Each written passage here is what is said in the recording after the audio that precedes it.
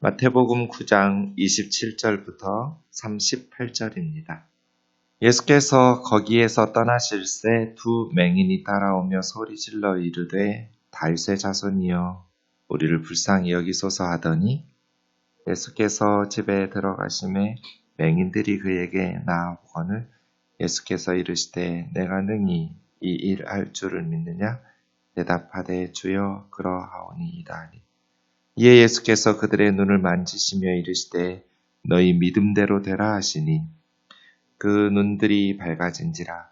예수께서 엄히 경고하시되 삼가 아무에게도 알리지 말라 하셨으나 그들이 나가서 예수의 소문을 그 온 땅에 퍼뜨리니라. 그들이 나갈 때 귀신 들려 말 못하는 사람을 예수께 데려오니 귀신이 쫓겨나고 말 못하는 사람이 말하거늘 무리가 놀랍게 여겨 이르되 이스라엘 가운데에서 이런 일을 본 적이 없다 하되 바리새인들은 이르되 그가 귀신의 왕을 의지하여 귀신을 쫓아낸다 하더라. 예수께서 모든 도시와 마을에 두루 다니사 그들의 회당에서 가르치시며 천국 복음을 전파하시며 모든 병과 모든 약한 것을 고치시니라. 우리를 보시고 불쌍히 여기시니 이는 그들이 목자 없는 양과 같이 고생하며 기진함이라. 이에 제자들에게 이르시되 추수할 것은 많되 일꾼이 적으니 그러므로 추수하는 주인에게 청하여 추수할 일꾼들을 보내주소서 하라 하시니라. 아멘.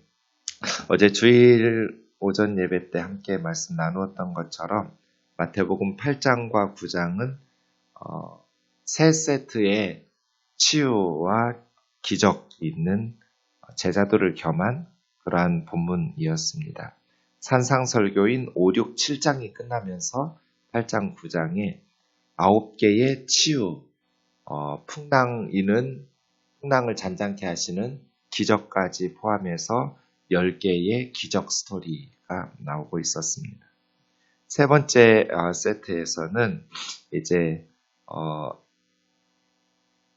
마지막 관리의 딸과 예수의 옷을 만진 혈루병 가진 여인 18절에서부터 시작되고요.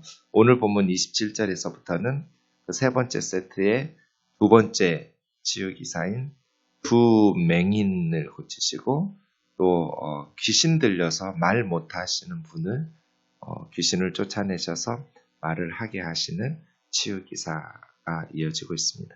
그리고 마무리 8장과 9장 전체의 마무리 역할을 하는 35절에서 38절 이렇게 이어지고 있습니다. 예수님께서 떠나실새 앞에 있는 그 자리죠. 관리의 딸 또 12년 동안 혈루병으로 고생하던 여인을 고치신 그 사건, 그 다음에 관리의 집에서 떠나실새 두 맹인이 따라오며 소리질러 다윗의 자손이여 우리를 불쌍히 여기소서. 다윗의 자손, 그 말은 메시아죠. 메시아에 대한 여러 가지 기대들 또 표현들이 있었지만 가장 대표적인 것이 다윗의 자손. 하나님께서 나단 선지자를 통해서 다윗에게 약속하신 말씀 때문에 사무엘 하 7장에 나오는 나단 선지자를 통해서 주신 다윗에게 약속하신 말씀 때문에 다윗의 자손을 통해서 다윗의 아들을 통해서 하나님의 나라를 세우는데 그 나라는 영원히 망하지 않는 나라.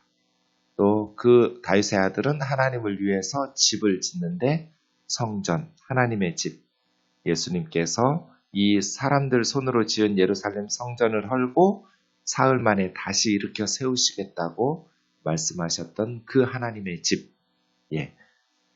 그 말씀 때문에 유대인들은 메시아 하면 다윗의 자손이거든요.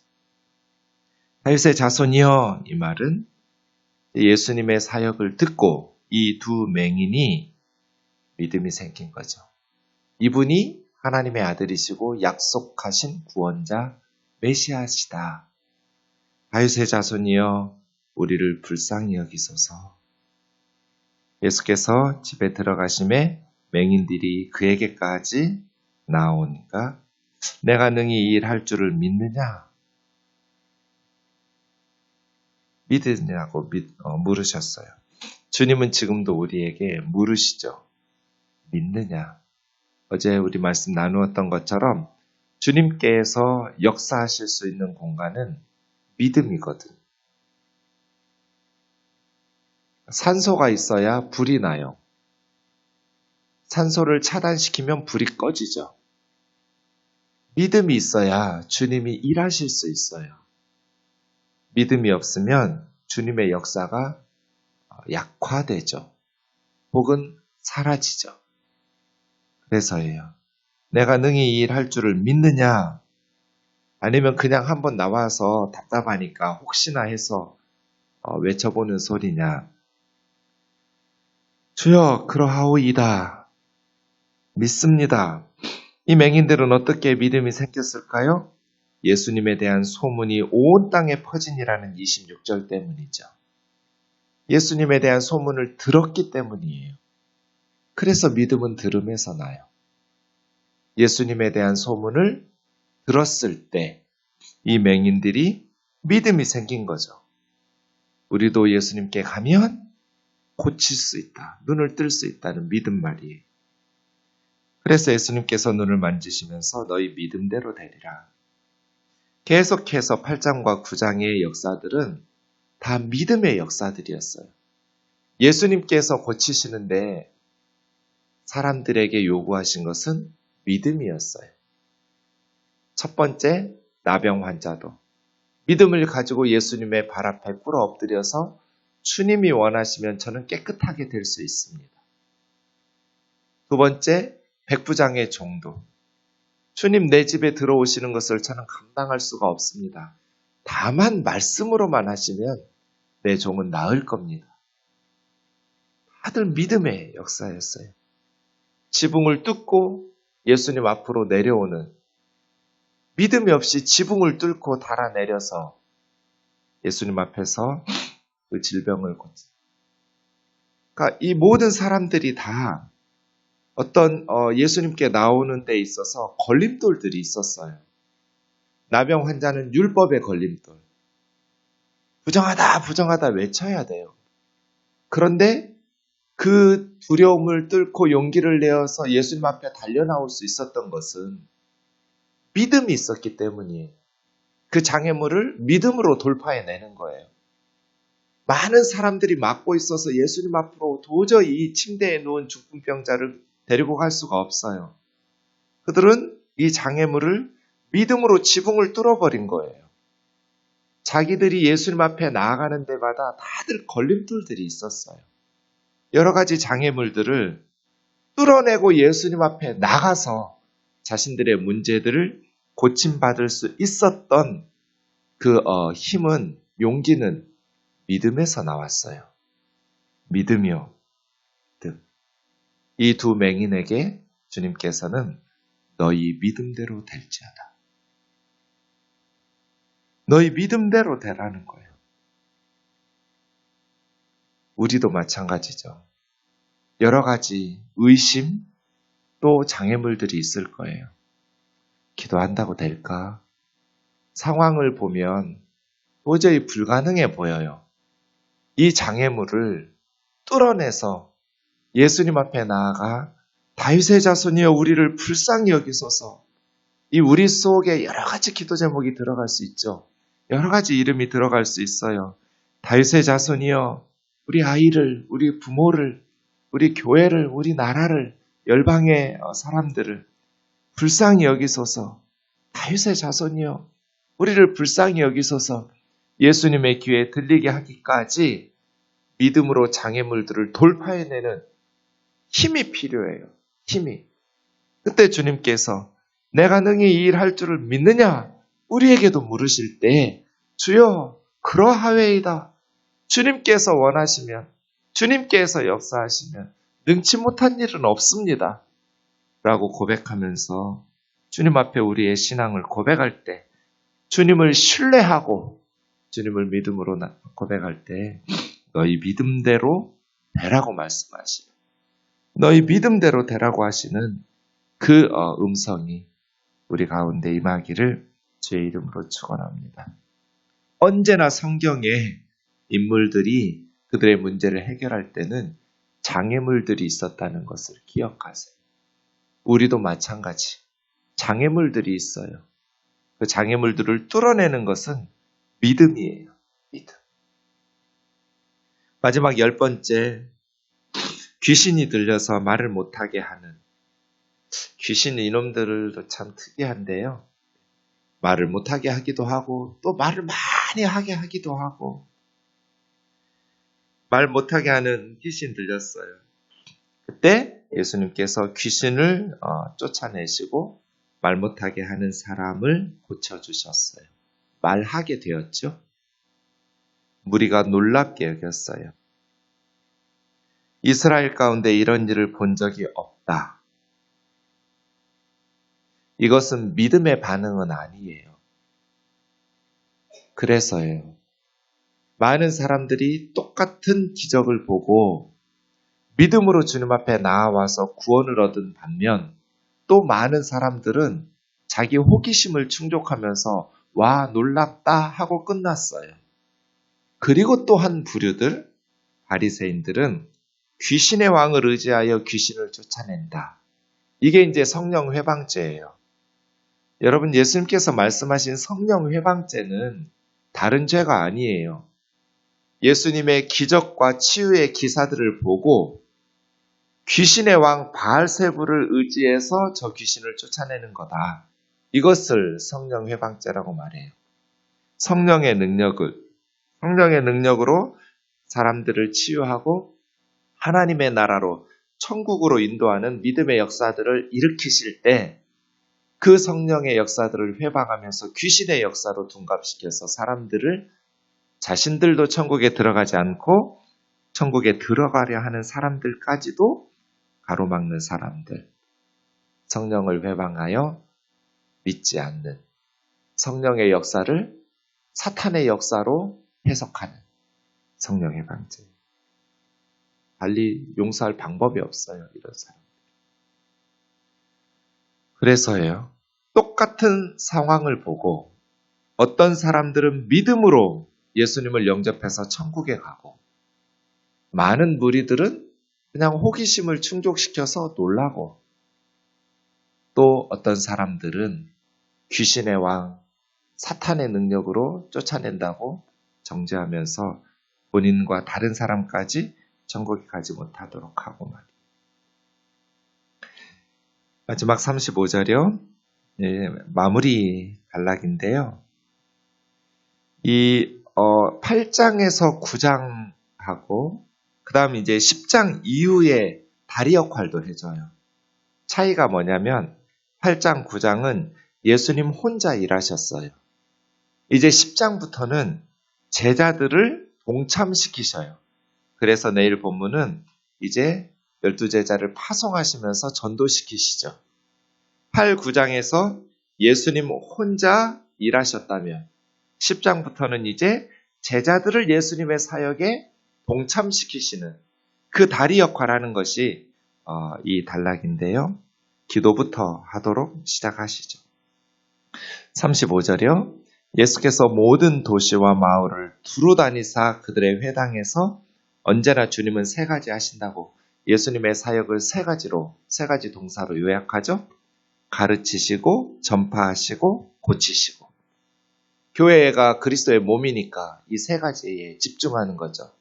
가르치고 전파하고 고치고. 목회는 이거죠. 선교도 이거예요. 무엇을 가르쳐요? 예수 그리스도의 말씀, 성경의 말씀 가르치고. 무엇을 전파해요? 복음, 천국 복음을 전파하고. 무엇을 고쳐요? 모든 것을 고쳐요. 모든 질병과 약한 것, 육체적 질병이든 관계가 어그러져서 깨진 것들이든 아니면 귀신이 들린, 지금도 우리는 축사의 역사들이 나타나야 돼요. 그래서 귀신을 쫓아내고 모든 질병과 모든 백성들의 약한 것들을 고쳐야죠. 우리 생동교회가 이 세 가지 예수님께서 하셨던 사역을 그리스도의 몸된 교회로서 잘 감당할 수 있기를 원합니다. 부지런히 하나님의 말씀을 가르치고 천국 복음을 전파하고 또 모든 질병과 약한 것들을 고치고 회복시키고 치유하는 그러한 공동체죠. 이 예수님의 사역을 이렇게 세 동사로 요약할 수 있어요. 36절이요. 무리를 보시고 불쌍히 여기시니, 이게 스프랑크나의 스프랑크. 불쌍히 여기시는, 심장이 끊어지는 것 같은, 애간장이 녹는.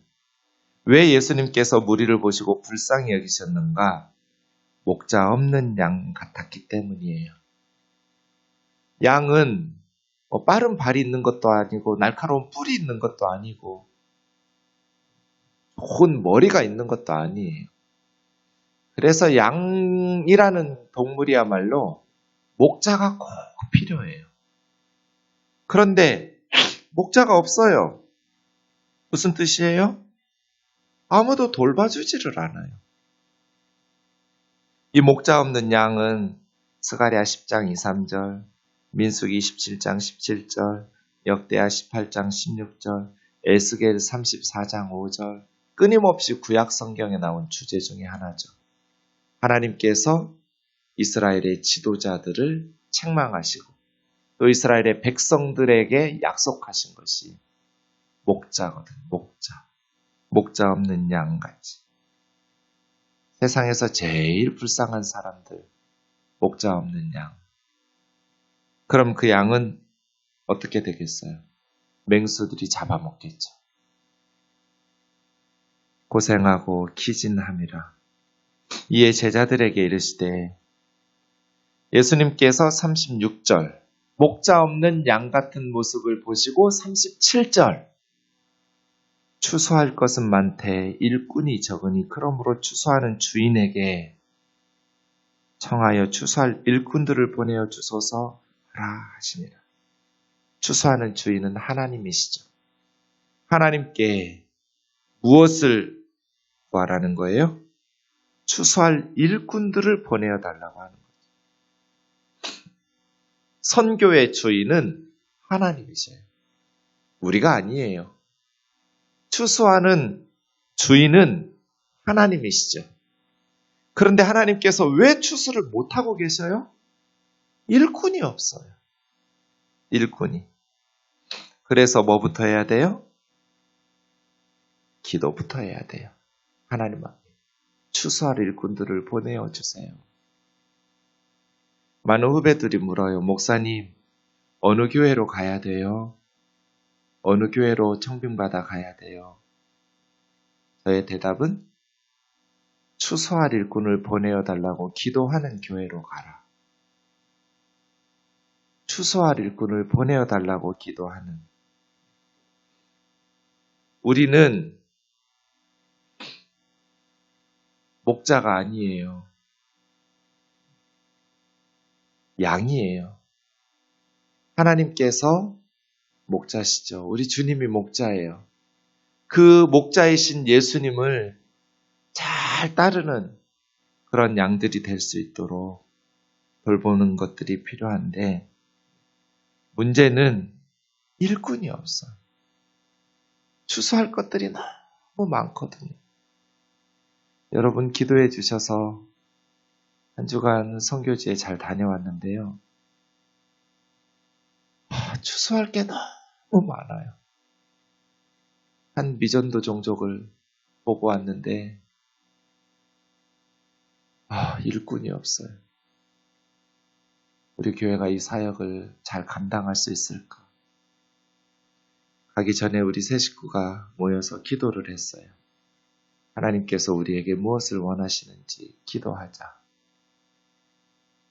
하나님의 무엇을 우리에게 요구하시는지 기도할 때 하나님께서 우리에게 말씀하시기를 잘 보라고 말씀하셨어요. 마태복음 말씀을 주시면서 눈이 밝으면 온 몸이 제대로 보고 와라. 물었어요. 주님, 어떻게 보는 것이 우리가 제대로 보는 것입니까? 그때 우리 아들을 통해서 하나님 말씀하시기를 아버지의 마음으로 보는 것이 제대로 보는 것이고 복음의 눈으로 보는 것이 제대로 보는 것이다. 이런 마음의 생각을 주셨어요. 하나님 아버지의 마음으로 선교지를 보고 예수 그리스도의 복음의 눈으로 보고 와라. 추수할 복식이 너무 많아요. 일꾼이 없어요. 사랑하는 형제 자매 여러분, 우리가 36절 우리를 보고 불쌍히 여기는 마음을 가져야 돼요. 그리고 기도하기 시작해야 돼요. 추수하는 하나님 앞에 추수할 일꾼들을 보내어 달라고 기도하면서 그리고 10장으로 넘어가야 돼요. 그렇게 이 35절에서 38절은 예수님의 사역을 요약하면서 이제 10장의 제자들에게 부여될 전도와 선교적 사역을 시작하는 도입부 역할을 하는, 다리 역할을 하는 그러한 말씀들로 이루어져 있습니다.